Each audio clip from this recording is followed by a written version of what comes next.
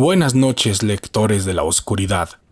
Esta noche les traemos otra entrega más de nuestra ruleta del terror, donde les compartiremos 3 relatos de terror reales ocurridos en el oriente de la Ciudad de México. Así que los invitamos a apagar las luces y cerrar sus ojos, para dejar que la oscuridad nos cuente estas historias que, hasta el momento, no habían querido ser escuchadas. El basurero del diablo, en Iztapalapa. Buenas noches, comunidad de letras de la oscuridad. Escribo para compartirles una historia que me contaba mi abuelita y que yo tuve la mala fortuna de confirmar. Ella me decía que había una mujer que cada tercera noche visitaba un basurero ubicado en un callejón cerca de la delegación Iztapalapa. Ahí, la mujer siempre ponía una veladora y un vaso de agua. Se quedaba a rezar durante 1 hora y se retiraba. Mi abuelita dice que todas las noches hacía lo mismo, y dice que aquella señora vivía sola en una vecindad de la zona, y que nadie le quería hablar porque pensaban que estaba loca. Pero mi abuelita, como era de buen corazón, intentó hacer amistad con ella. Al principio le llevaba un poco de comida, y le preguntaba si necesitaba algo más, pero después, con el paso del tiempo, logró conocerla un poco mejor. Nos contaba que su nombre era Chayo, y que había perdido a toda su familia cercana, pero que tenía al amigo como su compañía. En una ocasión, cuando le llevó comida, mi abuelita le preguntó sobre ese tal amigo, para saber más de él, a lo que doña Chayo le respondió que el amigo era el diablo, y que en un sueño le había pedido que rezara por él, diciéndole que él no era malo, solo que todos se habían olvidado de él. Doña Chayo le contó a mi abuelita que se sintió triste por esa situación, y que desde entonces le llevaba una veladora y un vaso de agua a aquel basurero cada tercera noche, para que no se sintiera solo. Después de contarle la historia, mi abuelita se alejó un poco de doña Chayo, porque mi abuelita era bastante religiosa, y creía que aquello era una blasfemia, pero aún así, de vez en cuando siguió llevándole algo de comida. Hasta que un día de esos, se enteró que doña Chayo había muerto. Mi abuelita dice que fue al velorio que le organizaron algunos vecinos, pero que casi nadie fue. Ella era la única que se quedó toda la noche. Y recuerda que cerca de las 3 de la madrugada, cuando ella le rezaba un rosario, vio entrar por la puerta principal del departamento de doña Chayo a un gran perro negro. Dice que era tan grande como un caballo joven y con los ojos rojos como el fuego. Mi abuelita dice que se quedó totalmente paralizada cuando lo vio entrar.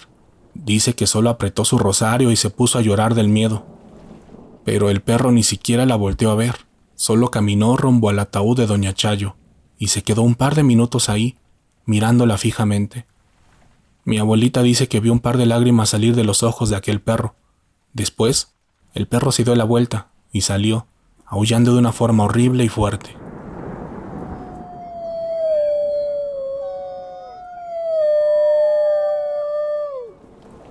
Cuando el perro se fue, mi abuelita se puso muy mal. Comenzó a gritarle a los vecinos para contarles lo que había ocurrido, pero nadie le creyó. Al día siguiente sepultaron a doña Chayo, con el dinero que habían juntado entre todos los vecinos y mi abuelita. Esa misma noche, mi abue dice que escuchó nuevamente al perro aullar de la misma manera. Lo escuchó a lo lejos. Así lo siguió escuchando durante el primer mes posterior a la muerte de doña Chayo, hasta que dejó de hacerlo.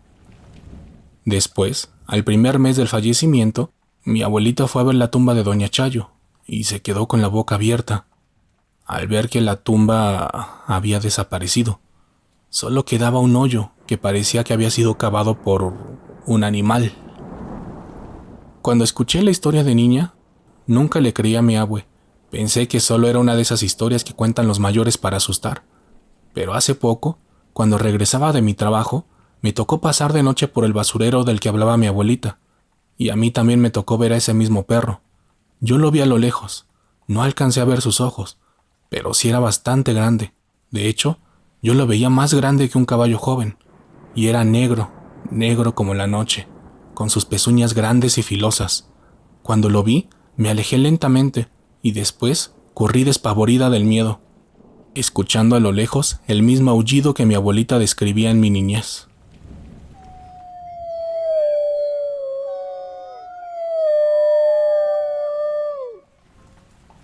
La sombra del Metro Agrícola Oriental. Mi historia sucedió hace algunos años, cuando iba en la prepa, y fui a un concierto en el Foro Sol. El concierto terminó pasadas las 11 de la noche, y yo fui con mis amigos a tomar unas cervezas en los barecitos que hay alrededor. La verdad la pasamos muy bien, pero a la 1 de la mañana recibí varias llamadas de mi mamá, regañándome porque no había llegado a mi casa, y preguntándome cómo me iba a regresar. Yo le mentí, le dije que me regresaría con Juan en su coche, pero Juan ya estaba bastante borracho, por lo que mi único plan era regresarme con Alejandra, una amiga que vivía cerca de mi casa. Cuando salimos del barecito, Ale me dijo que ya se había acabado su dinero, y yo tampoco tenía efectivo, por lo que decidimos regresarnos caminando, ya que solo vivíamos a unos kilómetros de ahí, en la colonia agrícola oriental, y un poco envalentonadas por el alcohol y emocionadas, nos aventamos a aquella aventura. Al principio no parecía nada difícil ni peligroso, ya que alrededor del Foro Sol aún había bastante movimiento, además de que las avenidas cercanas nunca dejan de tener afluencia, y mucho menos en un viernes por la noche. Pero todo cambió cuando llegamos al camellón que nos llevaría a casa, el cual está sobre lo que hoy es un río entubado. Ahí, la soledad y el frío hizo que nos diera un poco de miedo. De hecho, recuerdo que mi amiga dijo: «Imagínate que ahorita se nos aparezca la bruja». Yo le dije que se callara, y después de eso caminamos varios metros en silencio, volteando hacia todos lados para evitar que algún loco se nos acercara. Así lo continuamos haciendo, hasta que en un determinado momento, cuando íbamos caminando rápidamente de frente, vi una sombra en el piso, la cual aparentaba estar a unos metros de nosotros. Al principio sentí un miedo indescriptible, porque pensé que era algún hombre que nos iba a asaltar, pero al voltear vi que no había nadie, solo veníamos Ale y yo. Primero pensé que había sido un efecto de las lámparas que están en el alumbrado público, pero al ver otra vez al piso, vi nuevamente a la sombra. Ahí estaba, detrás de nosotros. Volteé de nuevo y seguíamos solas. En ese momento el miedo cambió de ser algo físico a algo sobrenatural. Comencé a temblar mientras miraba el piso.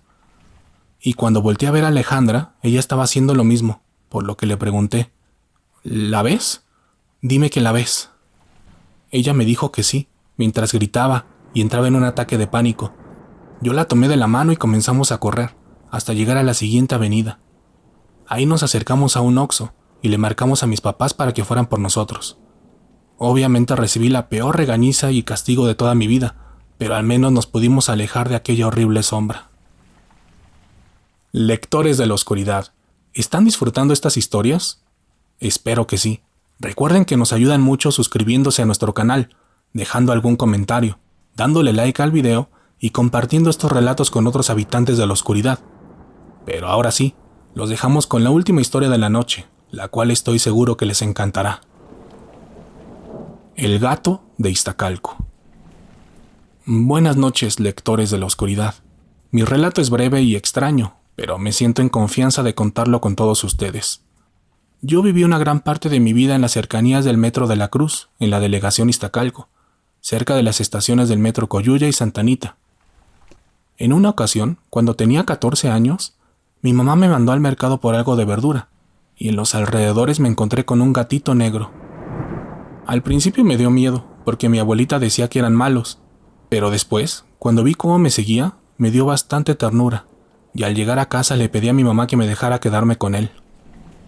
Ella obviamente no estaba de acuerdo. De hecho, tuve que llorar, patalear y sonsacarla, usando mi buena conducta y calificaciones escolares como pretexto para que cediera, argumentándole que yo me haría cargo de él, y que a la primera desobediencia me lo quitara.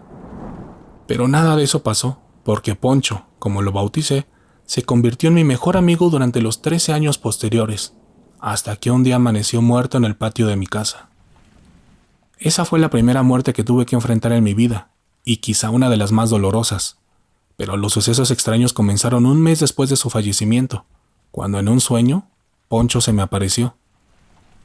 Al inicio actuaba como siempre lo hacía, acercándose a mis pies, ronroneando y repegándose para que lo acariciara, pero después se sentaba frente a mí y comenzaba a hablarme con una voz masculina.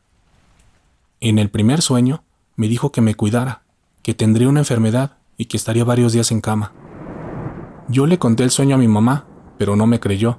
Me dijo que era normal que tuviera esos sueños porque lo extrañaba. Pero un mes después, su profecía se hizo realidad. Me dio una varicela que se complicó más de lo esperado, por lo que tardé 2 meses completos en recuperarme. Mi mamá pensó que era una casualidad, pero yo sabía que no era así, porque en los años siguientes seguí teniendo sueños con Poncho. No eran tan frecuentes, pero siempre se me aparecía para contarme sobre algo importante que ocurriría. A veces eran cosas malas, pero también me anticipaba sobre momentos lindos.